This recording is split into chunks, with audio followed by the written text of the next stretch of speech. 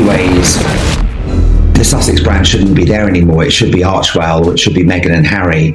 It's kind of, Sussex has become something which is synonymous with Megxit and kind of finding freedom and kind of, really being quite negative about your life prior to. They really hate each other now, and they cannot hide it anymore. She was the villain. How was she dangerous? Because of the need for her to rehabilitate her image. Breaking news. The world has just been shaken to its core. What started as a royal love story has turned into the biggest scandal the palace has ever tried to bury. Behind the flawless smile of Meghan Markle lies a secret so dark, so explosive, that even the crown couldn't silence it forever. Tonight, an anonymous leak has sent shockwaves through London. A hidden CCTV tape, locked away for years inside a vault, has finally surfaced. And in that tape, Meghan isn't the woman the world thought she was. Black SUVs, secret networks, powerful men walking into her Toronto townhouse in the dead of night. What was supposed to be a fairy tale has turned into a nightmare. Inside the palace, Prince Harry sat alone in the royal gardens, clutching a single USB, the one piece of evidence powerful enough to burn down the fairy tale image they built together. His words that night, "If this gets out, the crown falls." This isn't just a scandal. This is betrayal, lies, power, and a war that started long before Meghan ever wore a tiara. What you're about to hear will leave you breathless and questioning everything you thought you knew. It began like a fairy tale, but it ended like a royal nightmare. The world fell in love with the glowing smile of Meghan Markle and the boyish charm of Prince Harry, the perfect royal couple. Cameras followed their every move. Headlines painted them as a symbol of modern love. But behind those carefully polished images was a truth so dark, so explosive, that even Buckingham Palace trembled. October 2016. Toronto. Midnight. A cold wind brushed through the quiet street where Meghan lived. Her townhouse lights flickered softly, but what happened behind those walls was anything but ordinary. At exactly 12:07 a.m., a black SUV with tinted windows stopped silently at her gate.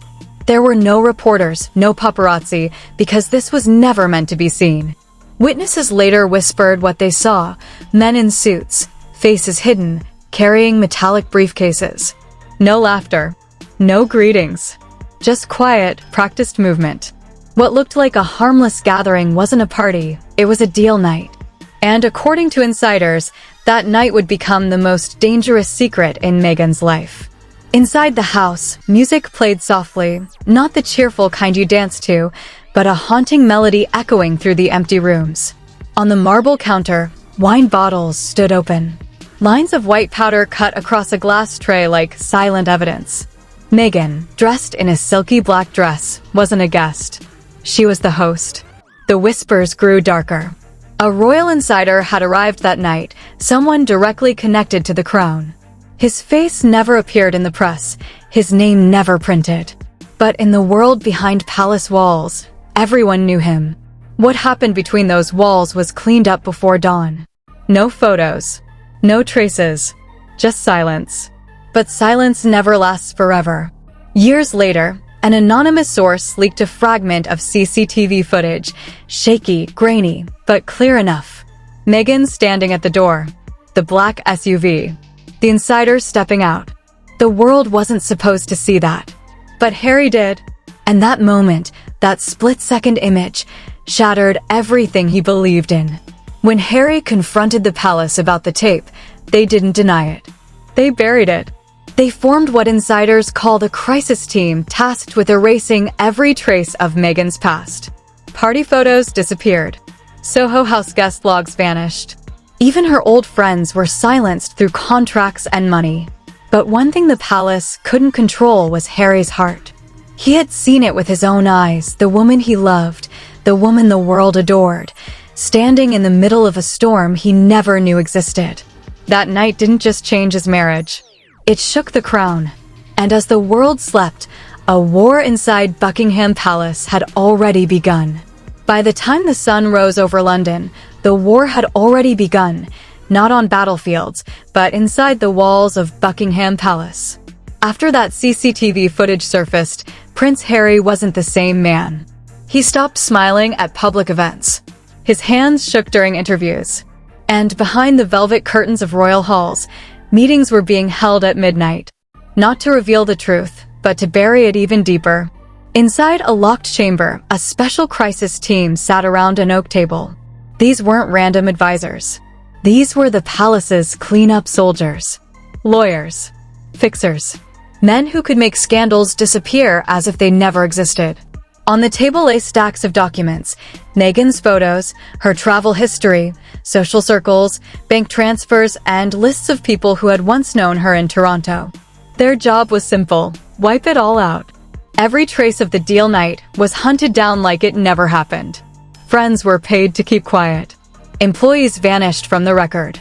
Club entries at Soho House were erased with the swipe of a powerful hand. The SUV's number plates were removed from the national database. But there was one thing the palace didn't count on. Harry's silence was cracking.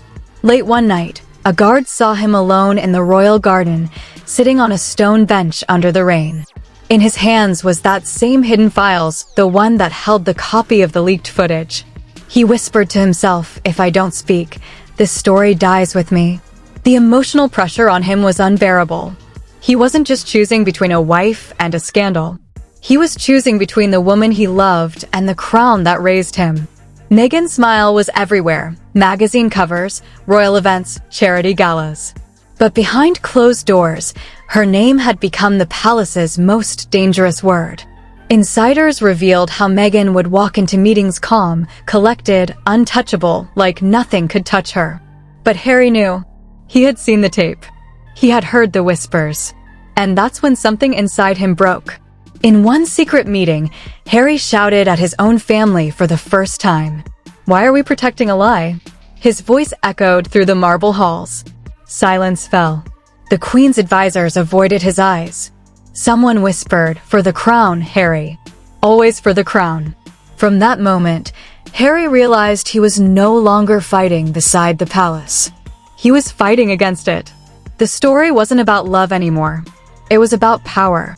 And the crown would rather destroy anyone, even their own blood, than let the world know what really happened that night in Toronto. A storm was building, and this time, it was personal. Rain hammered down over London that night like the sky itself knew a storm was coming. For years, the royal palace had buried secrets under gold and silence. But this time, the secret wasn't staying buried. Prince Harry walked through the palace hallway with heavy steps, the same hallways where he once ran as a boy, laughing, safe, loved. But now, every corner felt like an enemy. In his hand, clenched tightly, was that USB drive, the one the crown tried to erase, the one that carried the night Meghan's mask slipped. Outside, journalists were camping in the rain. Something big was coming, they could feel it. Inside, the royal family was breaking apart.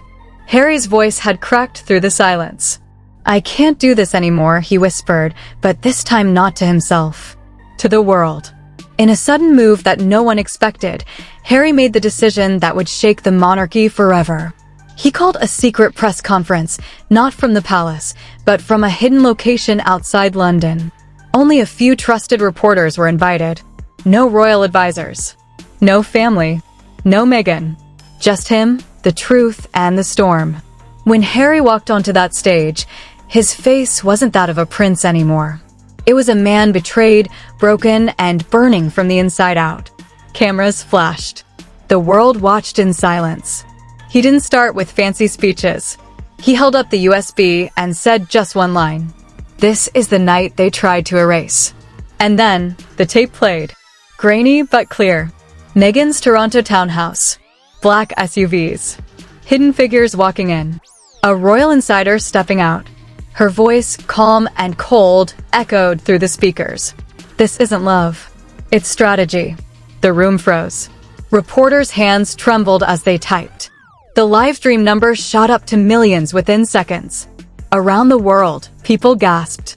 The fairy tale they adored had cracked wide open. Buckingham Palace went into panic mode. Phones rang. Advisors screamed. But it was too late. Once truth escapes into the world, no power, not even the crown, can cage it again. Crowds gathered outside the palace. Signs were raised. Justice for Harry. Down with the crown. Hashtag Meghan exposed. The love story was gone. All that remained was betrayal. Harry stood under the flashing lights, fighting back tears. "I gave everything," he said softly. "My name, my loyalty, my silence. And they gave me lies." As the storm raged above London, the crown shook beneath it. The night Meghan tried to hide had become the night the world found out. And nothing, not love, not gold, not power, could undo what Harry had unleashed. The truth is out. Not from the tabloids. Not from the palace. But from the man who lived it.